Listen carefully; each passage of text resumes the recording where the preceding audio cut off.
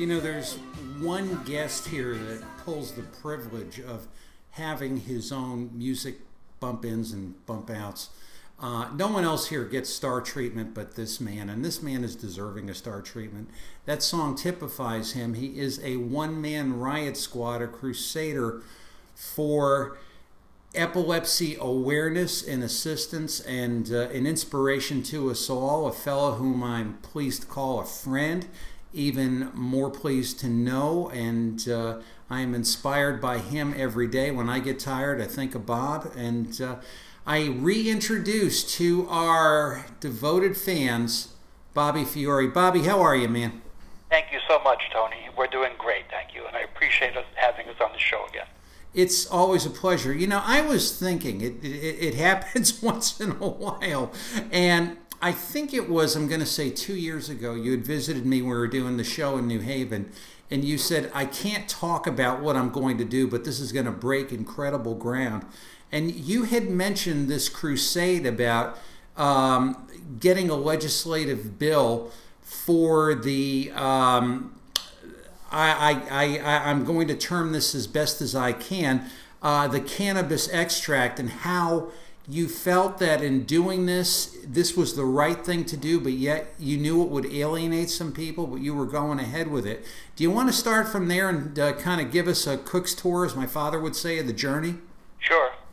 It's true. It was brought up about 2 years ago when we were at the studio, and the thing was, we had gone into the process of submitting things and getting feedback, you know, the whole bit about more and more research than ever before.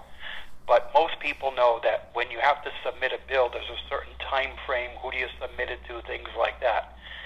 So we had, let's say we had 10 ducks in our row, and we had about 8 of them all standing at attention. The other 2 were pending, waiting to do something. So that's why it said. I brought it up there privately, but then the rest, you know, it came to fruition. And when you started doing this, what was the reception? What was the response, and what were the difficulties? Well, let's go back a few years. As you know, in 2016 it passed. 2015 we submitted a bill proposal, and about 4 or 5 others did the same thing, so that just died.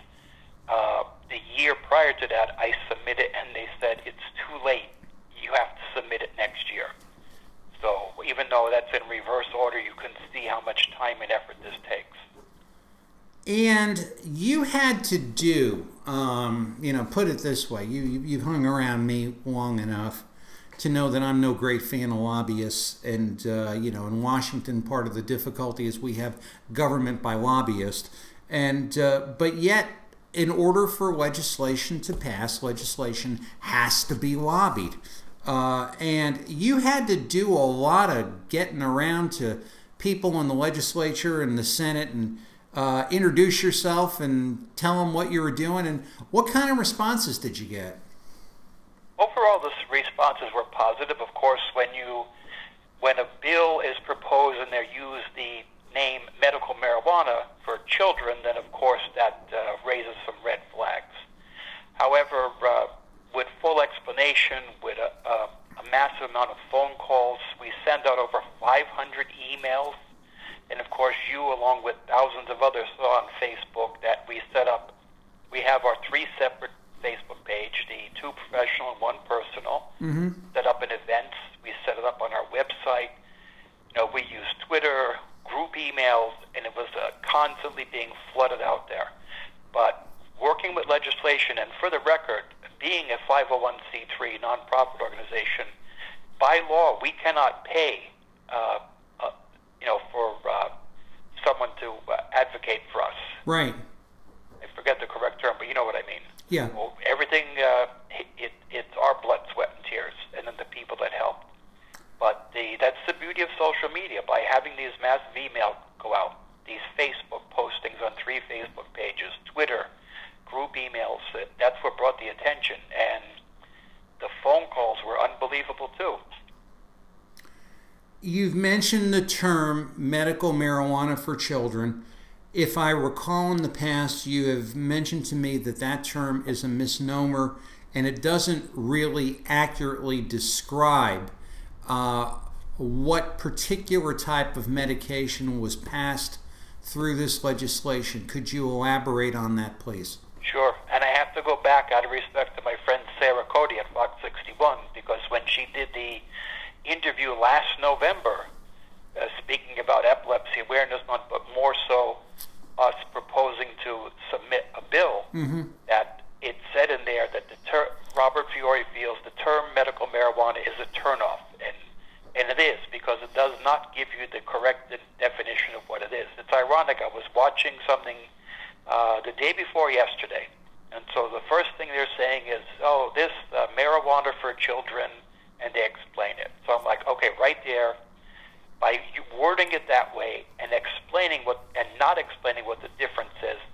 that's a complete misnomer, and it's a turnoff. Now, if they had said there's cannabis oil for children living with epilepsy and a multitude of other medical disorders that are listed on the bill, and explain how different this is because of the THC, which is the tetrahydrocannabidiol, along with the CBD, which is the cannabidiol. The THC level is low. It is locked in at 0.3%. When this first came out, it was deemed hippie's disappointment. It's impossible to get high. And that's not the reason. It's not out to get high. It's out there to help people suffering from epilepsy, and this bill focused on children.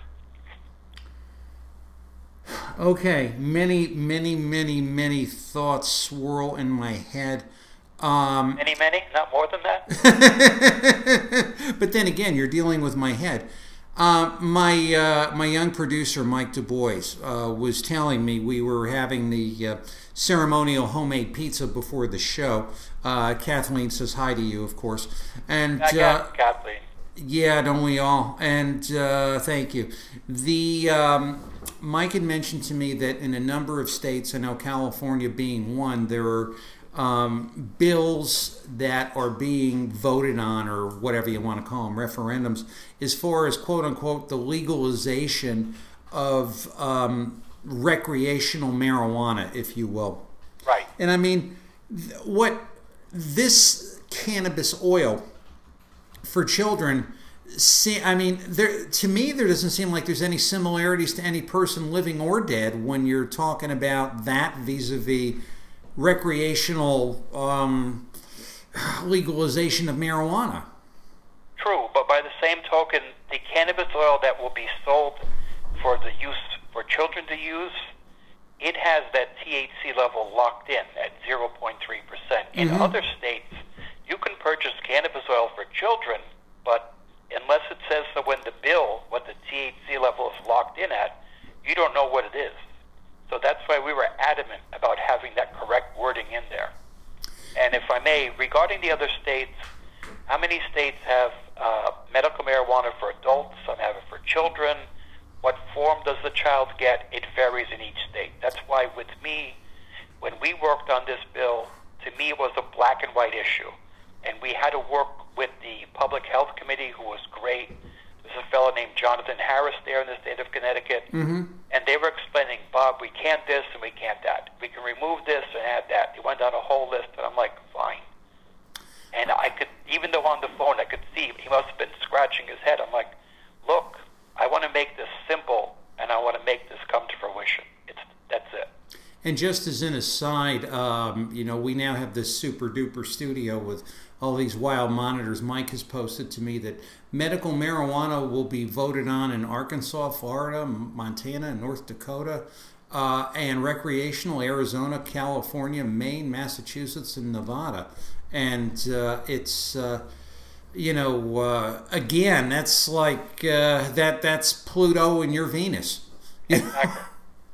Actually, compared to that, we're one of the planets that hasn't been discovered yet, but it's out there. Yeah, and that's a very good way of putting it. Now, have there been any local success stories with the legalization of the cannabis oil and the passage of this bill that you are aware of? There's one that's pending where the people want us to wait and see how the status is. And so far, it's basically so far so good, but you don't want to make a judgment so quickly. Understand. And have you been contacted by others either in other states or other people who are interested in passing this in their state? Have they come to you?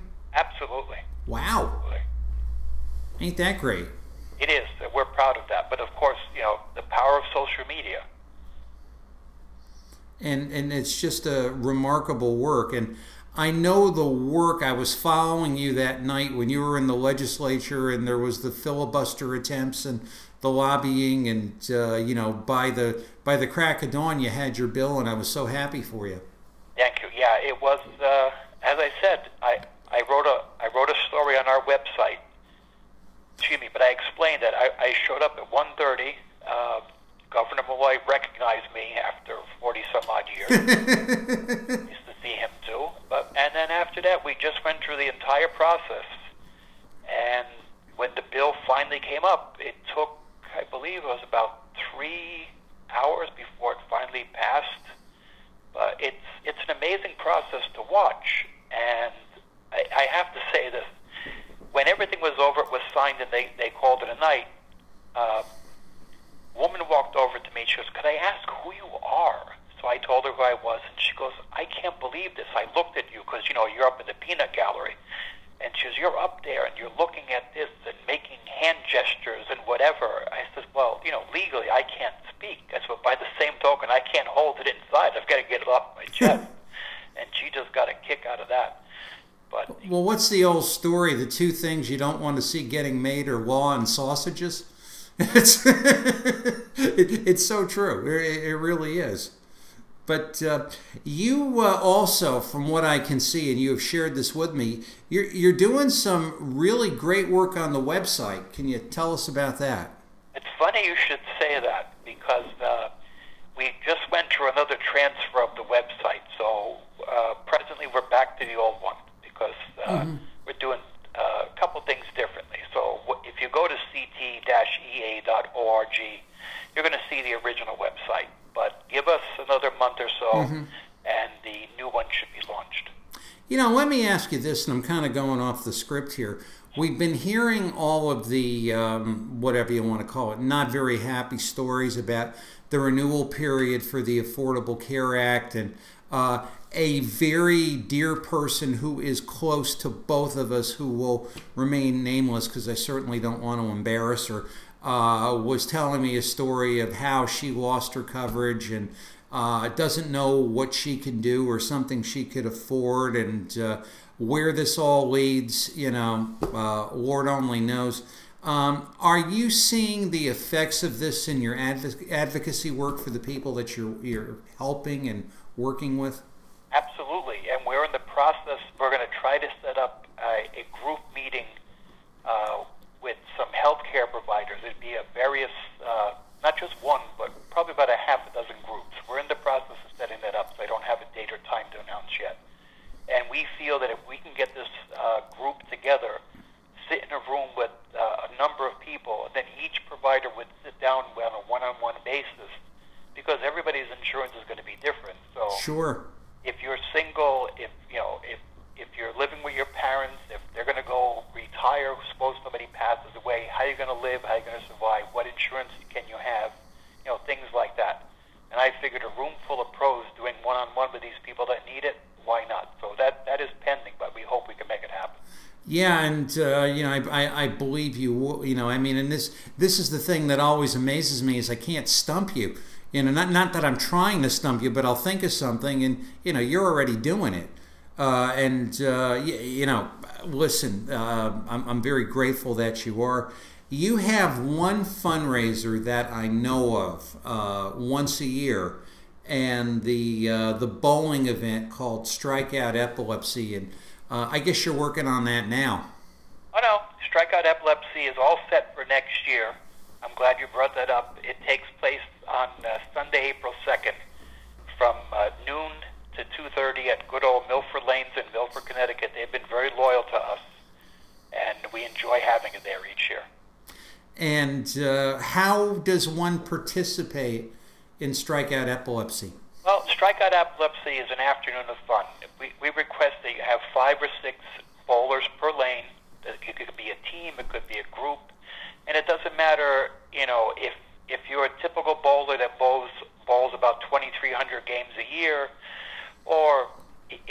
average is about 11. It doesn't matter. It's not the score. It's the fact that you're helping this cause and helping those people living and suffering from this medical disorder.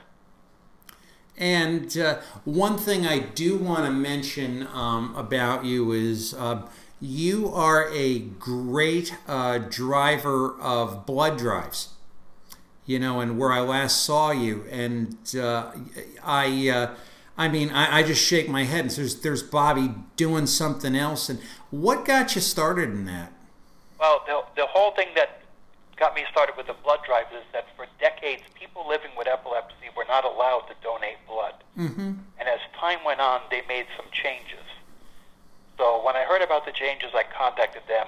And as it says on the website, there's a number you call. There's a series of questions, and if all those questions are correct, you can donate blood. And so by being able to do that myself, because I should have been able to start to donate blood back in '73. So you had a major gap between then and 4 years ago. So a lot was lost there. So now we try to donate every 57 days. You know, that is the window. And of course, if you do a double donation, of course, then you double that number for when you want to donate. All that's explained on our website, which is ct-ea.org, and just go to blood donation. It's such a apropos and touching gesture. As our moments, as always, get away from us, you pulled out an article in Milford Living magazine and you showed it to me. I said, wow, I mean, you're making ink. This is amazing. Tell us about that article. I thought, I wish I had it. I should have picked it up from you, but I didn't. It's only the 40th mistake I've made in the 4 days of November. But tell us about the article.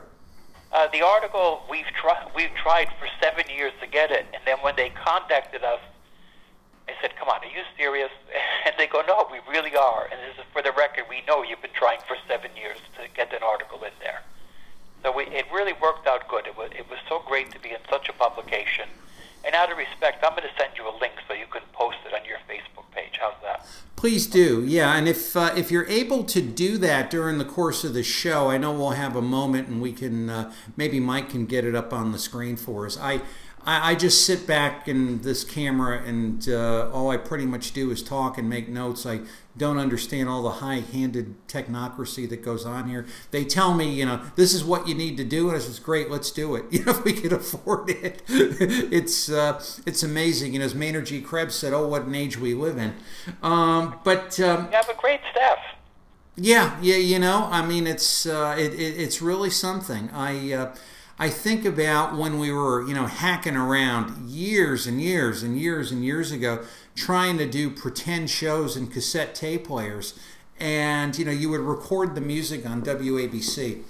And you would play that as your... Dan Ingram, go ahead. Yeah, exactly, right. Well, actually, you know, truth be told, when I do the nonprofit announcements here, I steal Dan Ingram's exit music. It's great. I don't blame you. He was hot stuff in his day. Oh yeah, roll your bod. Yeah. But on the more serious things, at least in our closing moments, what other endeavors and activities could we look for you going into 2017? I'd say the biggest thing is just keeping consistent. You know, helping the people living with epilepsy, trying to get them any information and help possible, be it with their medication, insurance provider, transportation, things like that. To us, that's really paramount. It's helping.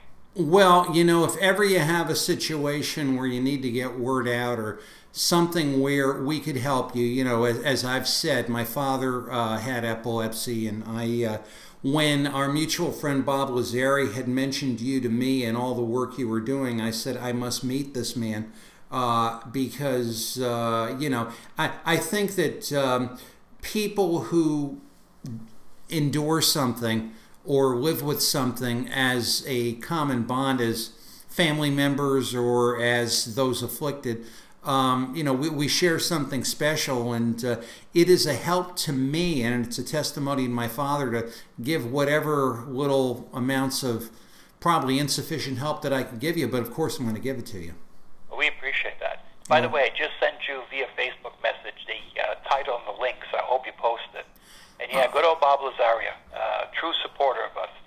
Us fellow Bobs work well together. Yeah. Now, did you send that link to the show page? If you sent it to mine, I can't get to my own. Okay. But if you send it to the show page, we'll make sure that we get it up sometime during the course of the show. And I believe it might be coming up very, very, very, very, very, very. No, not yet. Well, we'll keep an eye on that. Anyway, Bob, thanks. If we do not speak, and we probably will, but if not, have a wonderful Thanksgiving season. Make sure you chopped all the wood for the winter, and you plugged up all the holes, and make sure you stay warm, well, and happy. Thank you. The same to you. And everybody else there. And please just enjoy the holiday. Have a safe and happy one. Yeah, and the same here. And thank you so very much, and we'll be in touch soon. Thanks. And that was the Connecticut Epilepsy Advocate and our good friend Bobby Fiore. And it just excites me to talk to Bobby because it just, people have all kinds of excuses for what they can't do or this or that. And sometimes all it takes is effort and a little ingenuity, and you'll get to where you're going. And it's a remarkable, remarkable story. We're going to be coming right back with some political retromercials and Bobby's exit music, which is should have been exiting when we were exiting, but that's perfectly okay. But Bob, we played it for you. We'll be right back.